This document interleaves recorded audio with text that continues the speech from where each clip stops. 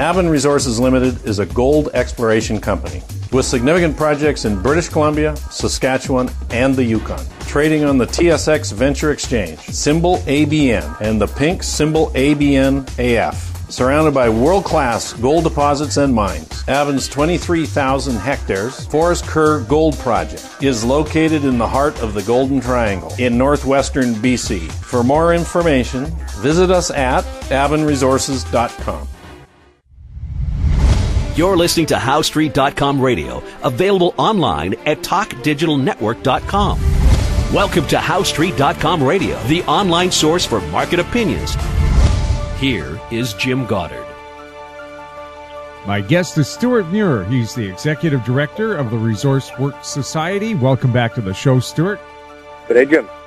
You're at the UBCM, the Union of BC Municipalities Convention. Where is that and what's happening there? Happens every year in September. This year it's in Vancouver. What's happening here is we've got all of the councillors, mayors from across BC. They're meeting, talking about the issues of local government, everything from how your sewage gets managed to bigger issues of policy importance, how they deliver all kinds of services to people. They meet with the provincial government, and they also talk to each other about the big issues of the day. So it's a really interesting time as the new year begins. The school year begins, but so does the UBCM year. One of the issues you wanted to talk about was the SiteC Dam. Any action on that there? Well, you know, it's a topic that a lot of people are talking about right now. The provincial government, the new NDP government, has come into office with a promise to have the project reviewed. That's happening. The BC Utilities Commission is doing that. I was walking into the convention center in Vancouver today, and someone has inflated this great big white elephant that says "No SiteC" on the side, right outside. So all the mayors and councillors going in get to see it and talk to people who've got that point of view. Now, I guess the point they're making is that they don't believe that this dam is needed or wanted. What's your point of view for your society? Well, I know that there are those who try to make the case that this is a white elephant. I think the real question that drives me is the elephant in the room, if you like, which is that in the future, British Columbia, Canada, the USA, in fact, the whole world is going to need a lot of clean, green energy in order to start to, over a long period of transition, replace the fossil fuels that are basically 80% of our energy diet today. And I would argue that SiteC is part of that solution, and that if we choose to stop the SiteC project, to return it to its previous state and not do it, we're still going to need to find that renewable clean energy from some other way, and it's going to cost a lot more money. Well, BC doesn't want to end up in the situation they have in Ontario where a lot of people have to make a choice between heating their homes or having food to eat. Yeah, that's not a choice anyone should have to make. So what's your position? They've already spent billions of dollars on it. Should it be completed, or should they wrap it up and turn it back to grassland? Yep, get her done. You know, whether the energy is needed in 2024 when it's supposed to be finished at SiteC up in the Fort St. John area, the northeast of BC, or maybe it's a few years after that. You know, it's very difficult to forecast 10 years out, 15 years out. Yet that's what BC Hydro has to try to do with the best information it's got. And I've spent a lot of time studying this issue. I do think that they've done their best to forecast a period when we'll be seeing a population growth, we'll be seeing industry requiring more electricity, we'll be seeing probably more electric cars. And, you know, it's one of those issues, Jim, where on every one of those points, there'll be someone who says, oh, wait a minute, here's why you're wrong on that, Stu. It's because we're going to get electric car electricity from our backyards or from a microgrid or something. I mean, that's great. It might happen one day. I don't even know what that technology is because it actually doesn't exist in a commercial, scalable form yet. You know, and the problem of living in the present is that you have to deal with the facts of the present when we're trying to address the needs of the future. We don't have the ability to just simply adopt hypothetical maybe solutions and stake our future on them, which is what the anti-SiteC people are saying we should do. I'm not buying it. Well, if they have to restore it back to a natural state, if you add the money they've already spent, won't they have spent almost as much as a completed project would? Yeah, I mean, there's a range of views, and, I find the whole issue of whether it's 3 or 6 or 7 or 20 billion or whatever it is, I don't think that's really the issue. I think the fact is we've spent, at least a couple of billion already. It would definitely cost at least $1 billion to bring the site back to where it was. That's, at least 3, 4, 5 billion, whatever it is. But that's not really the issue. The issue is Canada is facing right now a $1 trillion transition from where we are today to a post-fossil fuel era. How soon we get there is anyone's guess, but, if we just take every project that is part of that solution, say, you know what, I don't like this solution because it has this negative, so we got to find something else. Well, we're going to run out of solutions pretty quickly because there is not some big secret solution that we don't know about yet. We know what the laws of physics are. We know how energy is produced. We know how we consume it. Let's deal with the known knowns and get on with it. Build that SiteC Dam. We'll have more with Stewart Muir right after the break. I'm Larry Ray, President and CEO of American Manganese, Inc., listed on the TSX Venture, ticker symbol AMY, A-M-Y, with proprietary patents in the U.S., China, and South Africa. Our focus is on recycling lithium-ion batteries for electric vehicles. China recently legislated the responsibility for recycling onto their electric vehicle manufacturers and importers. For more information, please visit AmericanManganeseInc.com or phone me, Larry Ray, at 778-574-4444. Arctic Star Exploration, operated by a team of proven mine finders, is focused on diamonds in Finland and the Northwest Territories of Canada. A work program is planned for our Finland property that contains diamond-bearing kimberlite. Arctic Star trades on the TSX Venture Exchange, symbol ADD, and the Frankfurt Exchange, symbol 82A1. Please visit our website at arcticstar.ca or call us at 604-689-1799. Welcome back. We're speaking with Stewart Muir.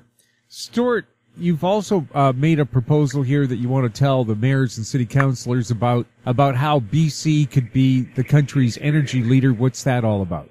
Yeah, I think we're starting to see, coming from the provincial government, coming from some of our community leaders in the northeast of British Columbia, up in Dawson Creek, Peace River region, Fort St. John, places like that, where they believe that there is what they're calling an energy powerhouse. I heard those words from the new Minister of Energy, Michelle Mungal, today, speaking to a group of mayors in Vancouver at the UBCM meeting.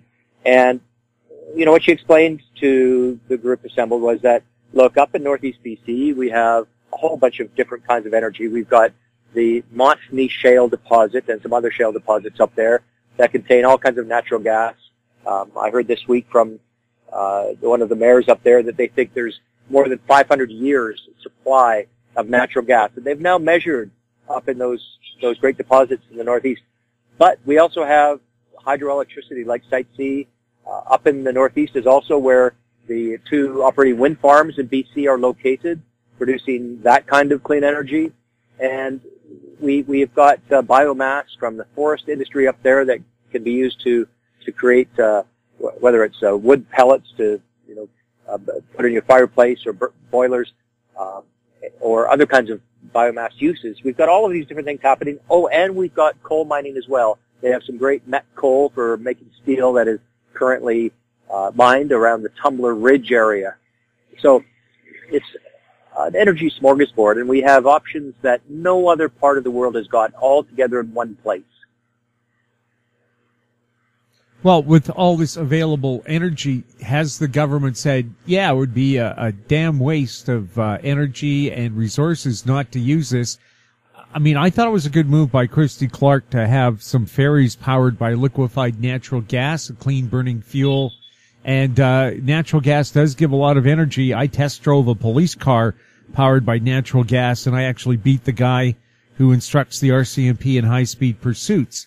So those puppies can fly. Is there a misconception that natural gas, why has all of a sudden in the last year they've decided that natural gas is no longer clean? Well, I think that's somewhat political. But if you look at the reality, you can always hope, let's go to the energy solution that creates no negatives. Well, there is no such solution. Everything, even even solar panels, which a lot of people think are fantastic. Well, they are when you've got the right application for the technology. But don't forget, they're also made with mineral inputs that have impacts on the environment. Everything has an impact, and how we manage those impacts is probably more important. When it comes to natural gas in vehicles, you make a great point about cars and ferries.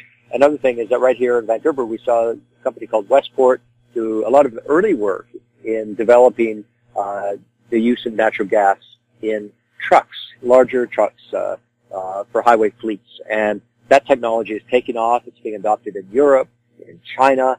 They've had a lot of success with that. But oddly enough, not as much success at home as Westport really deserves to have. So we're a place of innovation and the advance of technology in transportation, but sometimes we're not as good at adopting it ourselves.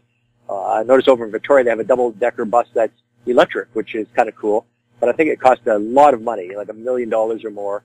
And I watched one of those go down in front of the Empress Hotel the other day, and then right behind it there was this old bus from probably the 1950s, also a double-decker, but I've never seen so much black smoke. So what if they had just converted that diesel bus to natural gas? They wouldn't have to spend $1 million on this new technology that, who knows, maybe it'll be a little, challenging and possibly a very large investment for not necessarily a great financial reward. So I think the rubber has to meet the road, so to speak, on the practical uses of natural gas. It's real. We have it here. We should be using it. We'll have more with Stewart Muir right after this. I'm Brian Fowler, president of Blind Creek Resources Limited, listed on the TSX Venture Exchange, ticker symbol BCK. Blind Creek is focused in the Yukon, Northwest Territories, and British Columbia. The company's key property is the Blend Project, one of the largest undeveloped lead-zinc-silver deposits in Western Canada, plus plans to advance the recently acquired, fully permitted historic engineer gold mine in the Atlan District of Northwestern BC. Check us out at blindcreekresources.com. Keep informed. Receive our weekly recap of thought-provoking articles, podcasts, and radio delivered to your inbox for free. Sign up for the HowStreet.com weekly recap on our homepage, HowStreet.com. Welcome back. We're speaking with Stewart Muir. Another thing that people want to bring up at the Union of BC Municipalities is the fact that mining is good for a community. Can you explain that? Well, today, Jim, I'm talking to you from downtown Vancouver. As I look around, from the knowledge that I've acquired doing the ResourceWorks project, which you can read about at resourceworks.com, I've discovered that in all these glass office towers and buildings around here, there are hundreds, actually over 1,000 mining companies. And then there's all these law firms, accounting firms that service those companies. There's, geotechnical firms. There's businesses that plug in different ways, be it communications, all kinds of things. And you wouldn't see them unless you happen to know that they're there. Now, yesterday I got to see the mayor of Princeton, the town of Princeton in BC, with the manager of the mine there, the Copper Mountain mine that produces copper, and they were talking about all of the different things they do that have a big impact in the Lower Mainland. So I thought that was a really cool story. They measured, I think it was something like $60 million worth of business they do with companies just in the city of Vancouver, something like $30 million in the city of Surrey. So you get all these jobs, people listening to your show, Jim, who maybe work in some of these firms that supply to mining. It's really the lifeblood of the BC economy, along with some of the other resource industries. And that one of the figures they quoted was that Victoria gets, just from this one mine, and we got a lot of mines in BC, just from one in Princeton, they get about $750 million into the coffers in Victoria in order to pay for schools and roads and things like that. Stewart, another issue that perhaps should be raised there at the meeting is the Mars water bomber, one of the world's best fire suppression vehicles, sitting on a lake on Vancouver Island. I've heard that it's been offered even for free to attack fires, and the BC government has turned them down. Well, the province literally is burning. Do you think that the mayors should have the right to call in that big plane, at least if they think their community is being threatened by a local fire? Well, those are remarkable machines. They go back to the 1940s, isn't it? Yeah.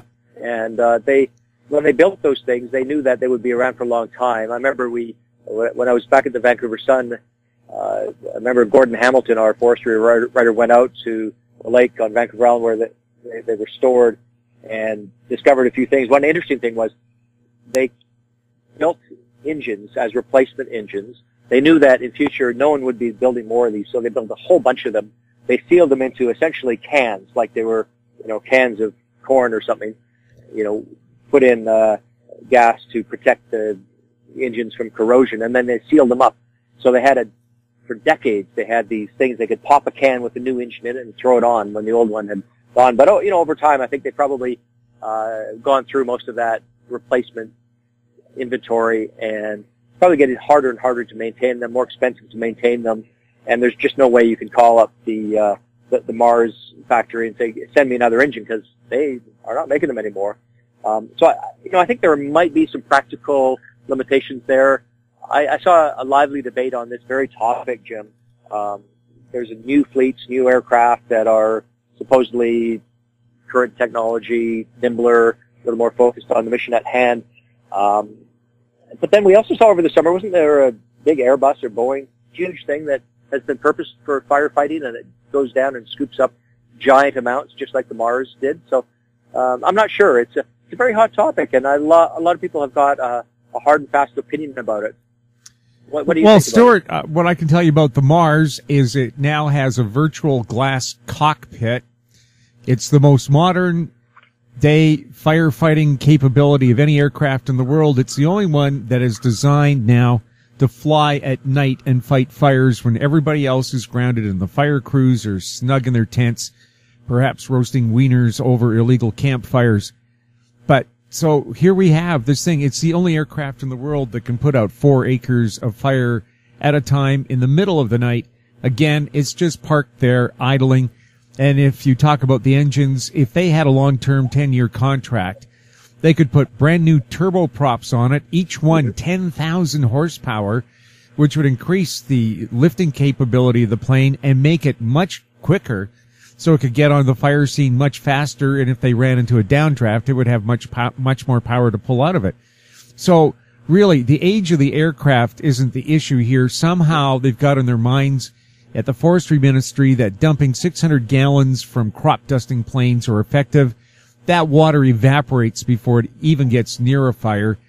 The Mars, on the other hand, puts down so much water, they don't have to really send in secondary crews to look for hot spots. It's soaked down well, and you don't have to worry about that 4 acres or how many hectares it is, 1.8 or something. But you see, there's ignorance about it because it was built in the 40s. They think it's an aircraft that's obsolete. The cockpit is the most modern in the world. Wow. So what do you think is the reason they didn't call the Mars bomber out? Well, fighting forest fires is a big industry that makes a lot of money for a lot of people. Why not use a bunch of little airplanes that can't put out a fire and let it burn well into the winter? Whereas if you put it out right away with the Mars water bomber, well, there's no money to be made. The only people who made money were the Mars people. Yep. That's my theory. Does it smack of conspiracy? You bet. I think that there's a lot more behind this forest fire situation than what the public's been made aware of. And I've also been told that BC's technology for fighting forest fires is the same as it was in the 1950s. Countries like Australia and Argentina want to use the most modern techniques, which are more akin to the way you would stack up fighter bombers ready to attack tanks on the ground, rather than hell scatter them around with little helicopter Bambi buckets and crop dusters on a fire that would not be affected by their little 600-gallon dumps at all. Well, do you think they should be doing more about prevention? You think of all these forests, we've had this mentality of protecting them from burning, but all that's done in some cases is allowed the fuel to accumulate over many years, and when the fire does happen in a really dry year like we've had, it is just waiting to go up big time. Well, you'll remember after the Kelowna fires, the government promised after their report that they would put fire breaks around communities all over BC. Did that action ever happen? Right. Now, what happened to that gelatin they were putting on houses? So they're still using that? Well, that's the same kind of gel you find in diapers. As soon as water hits it, it expands and that provides a protective layer around your house. I remember that was being developed. I don't know if it took off. Yes, also, I'm wondering, why isn't it part of the building code if you live on the edge of the forest that you don't have to have a 500-gallon water tank elevated somewhere in your property so that if you have to run away, you can run the sprinklers and hose down your property, and then the taxpayer doesn't have to bail you out because you failed to get homeowners fire insurance? Well, I'll tell you, when we're at the Union of BC Municipalities Convention, as we are this week, that topic is always on the agenda. So even though there's so many things going on, I haven't been able to attend everything. I can assure you that there is a session. It was yesterday, the Leading Through Crisis, Flooding and Fires in 2017 session. We had really good turnout there of mayors and councillors talking about these issues. So I think there's a lot of common sense people here. That's one of the great things about UBCM is you get people from local communities. They know what the local situation is. They're not theorizing. They come with that experience and they share it with each other, and you come around these conversations and you see there's some creative thinking involved in it. And hopefully some resources and dollars attached to actually implementing these ideas. Stewart, at a UBCM convention, I think about 4 years ago, they voted, I might be incorrect here, unanimously for mayors to have the right to call in the MARS to protect their communities from fire. And basically they were told by Christy Clark, no way in hell. Well, I imagine that's the nature of the command structure of fighting a forest fire. You've got someone in charge that, forestry senior management who's making the call there. So I'm really not surprised that they wouldn't give up that control. But honest to God, if your house is on fire, wouldn't you like to be able to call in the best fire truck instead of using your garden hose to go after it?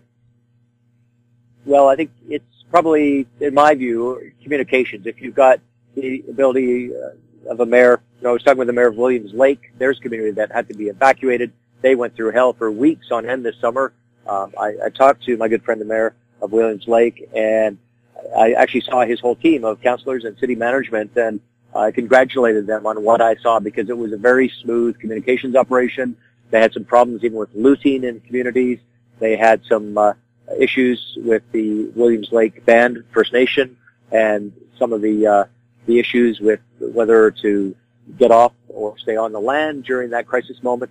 I was really impressed by how the chief of the Williams Lake and the mayor of the town of Williams Lake came together, solved this. It was a model of cooperation among all these players. Evidently, the province worked successfully with them.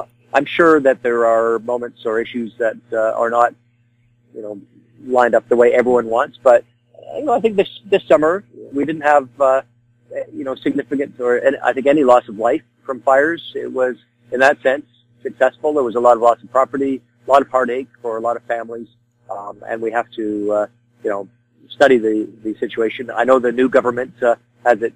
I spoke to the new forest minister, Doug Donaldson, a couple of weeks ago. Clearly, forest fires and the future of them are high on the agenda. So I'm certainly hoping that they will examine this past summer, see if there's any lessons, and apply them to the future. Well, I would just like to hear their excuse for not using the MARS. By the way, Russia offered to send their firefighting aircraft to BC and we turned them down. I heard they were offering to run the next election as well. But hopefully we're turning them down on that too. Well, okay, if the Russians, aren't good enough to put out fires, they put out fires in Siberia pretty well. Stewart, thank you so much for chatting with us. Stewart Muir, he's the executive director of the Resource Works Society. His website, resourceworks.com. You're listening to HowStreet.com radio. If you have any questions for the show or our guests, you can send them to info@HowStreet.com. I'm Jim Goddard. Thanks for listening. Comments made on HowStreet.com radio are an expression of opinion only and should not be construed in any matter whatsoever as recommendations to buy or sell any financial instrument at any time. Available online at TalkDigitalNetwork.com. HowStreet.com radio is a production of HowStreet Media Incorporated.